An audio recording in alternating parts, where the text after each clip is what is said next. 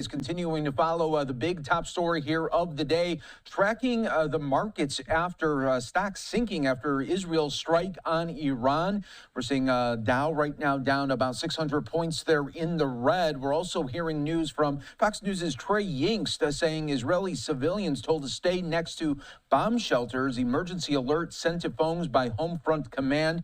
That was just put out about a couple of moments ago, and you can see where the sirens right now are sounding out in Jerusalem after more events could be happening out in the Middle East here in just moments. So we do want to now talk about what is happening here with the markets and really the politics of it all. So let's bring in our next guest to help break it all down for us from Barron's. This is Martin Baccardax. Thanks so much for joining us, Martin. And so first off, maybe just explain to our viewers, when we see missiles go up in the sky, what does that do with the markets?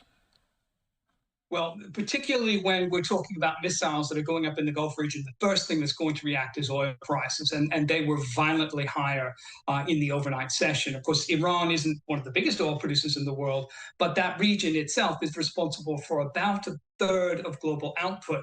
So you can understand why the markets would be nervous about that, because the anticipation would be that an attack and a prolonged conflict would, of course, threaten global oil supplies and therefore raise prices. So we saw them skyrocket overnight. They've eased a little bit because the reporting suggests that the attacks didn't target energy facilities of the Iranian government. But nonetheless, markets are on edge because of what you were just reporting a moment ago. Reprisal attacks could, of course, escalate this even further. Yeah, and then maybe explain that. So as soon as a headline hits that Israel is striking Iran, how fast do the computers really take over and just start doing the trading at that point? Almost instantaneously, to be honest with you. Algorithmic trading now is so sophisticated that any of the keywords that are going to find their way into a headline of this nature are going to be reflected in asset prices almost immediately. And we saw global oil prices, in fact, rise about 13% at their peak in overnight trading. And that would have been the biggest single day jump in about 3 years. So it does show you a couple of things. First of all, the sensitivity to the region.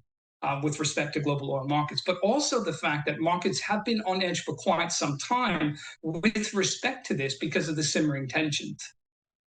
Yeah, I mean, that is such a great point there. So what to look next to going into the weekend? I think that's always sometimes a troubling part for a trader, given what just happened yesterday, and you don't know what's going to happen really over the weekend. You're exactly right. And I think that's what's being played out in markets right now. It doesn't make any sense at all to be what we would describe as long risk going into the weekend. In other words, you don't want your portfolio to be exposed to things that could change dramatically when you can't get into the market and correct them.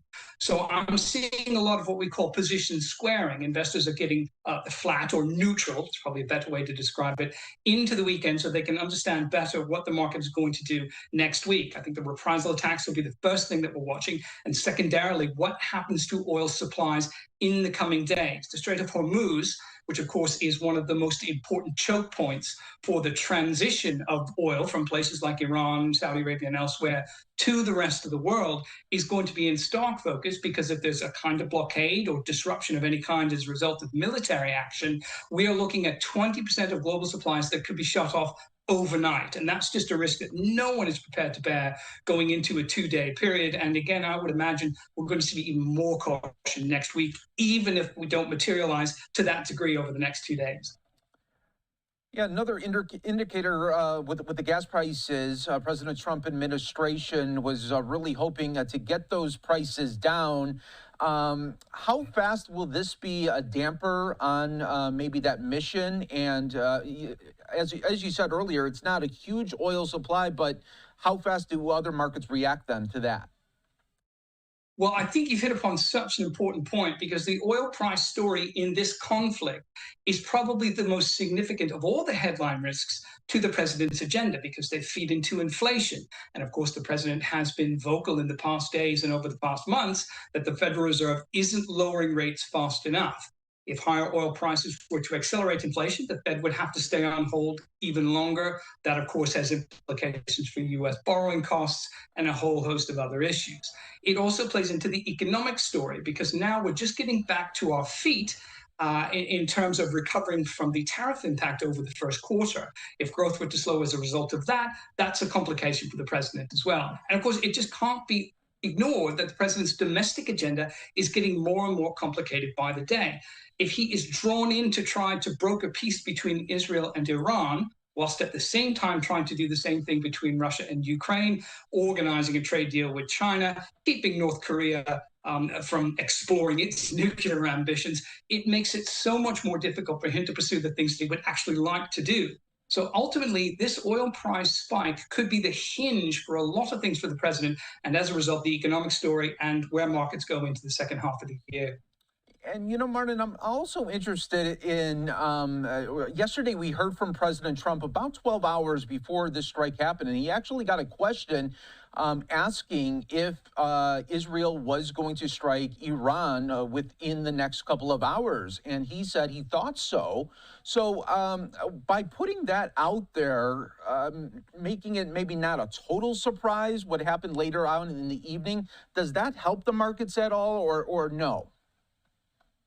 I'm not sure that it does, to be perfectly honest, simply because it's so difficult to try and pinpoint the direction of the president's public comments. And I don't mean that to be a criticism, because of course he's a master negotiator, and he will sometimes tease you in a certain direction only to swing wildly in the opposite to get to the conclusion that he wants. So trying to sort of anticipate where his mind is going in these negotiations is probably a fool's errand. And I wouldn't imagine it gives traders any great sort of a clarity into where we are headed. So that does mean, and I think this is what you're hinting at, markets are going to be overly sensitive to headline risk and not necessarily prepared to anticipate it because of what I was just describing. Yeah, it's so key there. Martin, thanks so much for coming on and giving us some great insight, what we are seeing right now in the markets and maybe what we can look forward to into the next week. We appreciate it as always. You have a great weekend. And you. Thank you very much. Thank you so much.